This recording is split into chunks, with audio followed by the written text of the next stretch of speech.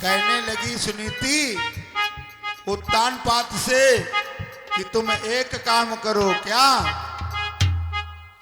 जब एक पत्नी से फल ना हुआ और जब एक पत्नी से फल ना हुआ तो दूसरा ब्याह रचा लेना।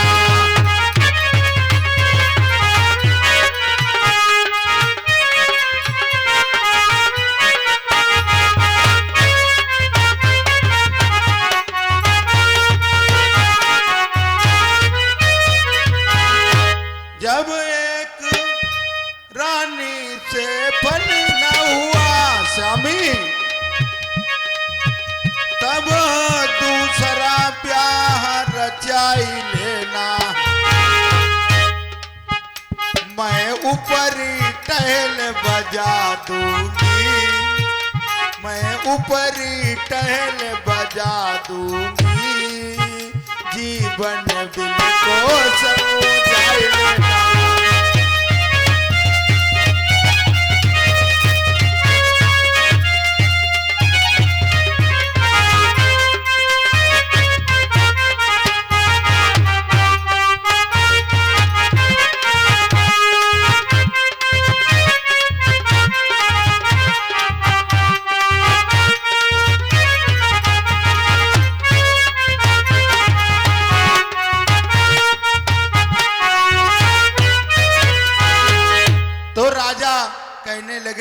कहने लगे नहीं, दो शादी करना शास्त्र के अनुसार से ठीक नहीं है। कहीं नहीं स्वामी, अगर फल नहीं हुआ तो दूसरा ब्याह आप कर लीजिए और हो सकता है भगवान की इच्छा हो तो पुत्र प्राप्ति हो। आज उत्तानपाद राजा ने यही किया। क्या?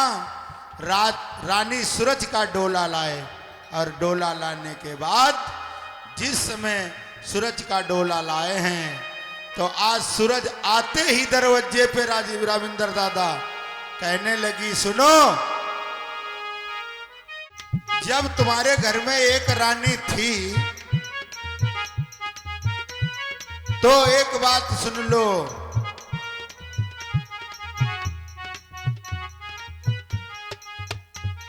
तो किसी एक खाली घर में, सुन लो राजन, जब कोई कहीं खाली घर में चक्की रखवा दी जाएगी,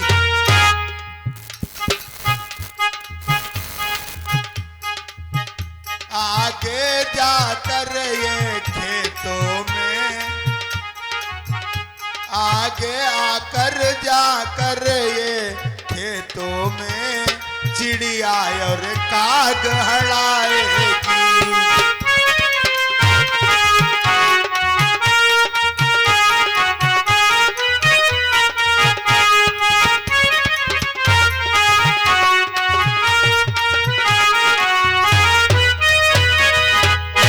उत्तानपाद राजा के नजरों से नैनों से आंसू बहने लगे। कहने लगी ये तो आते ही अभी राविंदर दादा कहने लगी कि इसको पत्नी, पहली वाली पत्नी को घर से निकालो, इसको ये खेत में जाकर चिड़िया काग हड़ाए, क्योंकि मैं एक घर में इसको रहने नहीं दूंगी। उत्तानपाद राजा से सुनीति ने कहा अरे स्वामी रो क्यों रहे हो, मैं ही चली जाती हूँ। क्या? अरे बोली बहिना बात सुन लो, अरे मैं चिड़िया काग हड़ाऊंगी।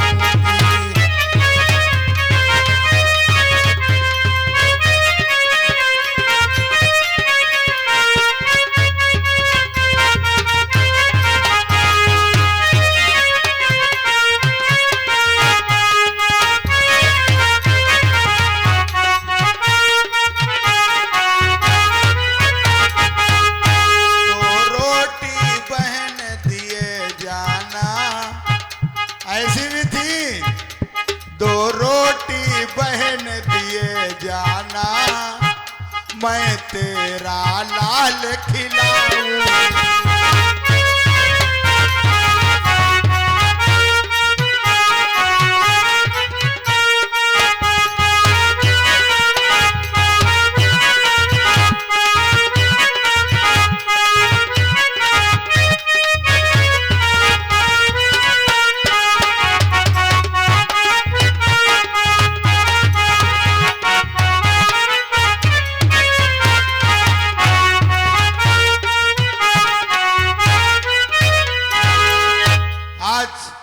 उसको शेर भर जाऊं डेली दिया जाता था राविंदर दादा, उसी में रानी सुनीति गुजर बसर करती थी। और भगवान के इच्छा क्या हुई, जब एक रोज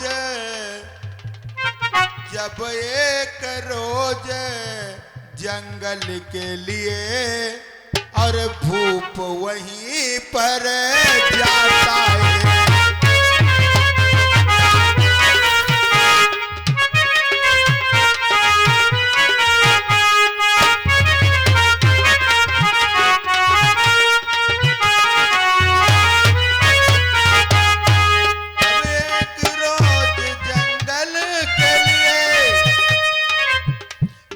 भूप वहां से आता है,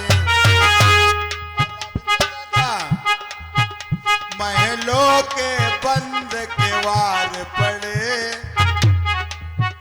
महलों के बंद किवाड़ पड़े, जब राजा लौट कर आता है।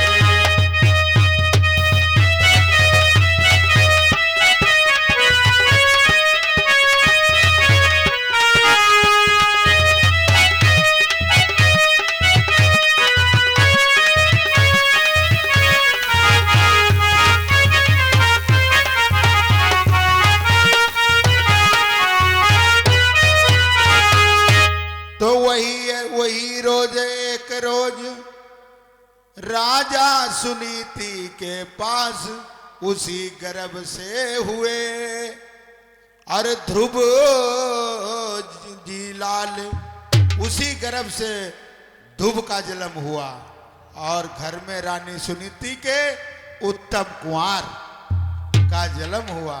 धन्य प्रभु की इच्छा, ईश्वर की इच्छा।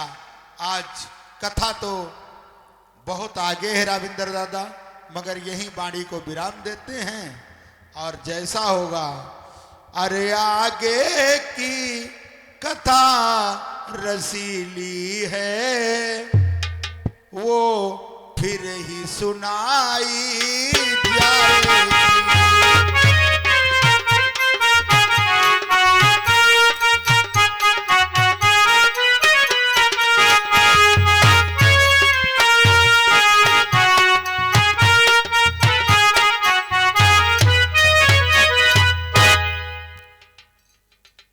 बोलो कन्हैया लाल की जय हो, बोल राघवेंद्र सरकार की जय हो।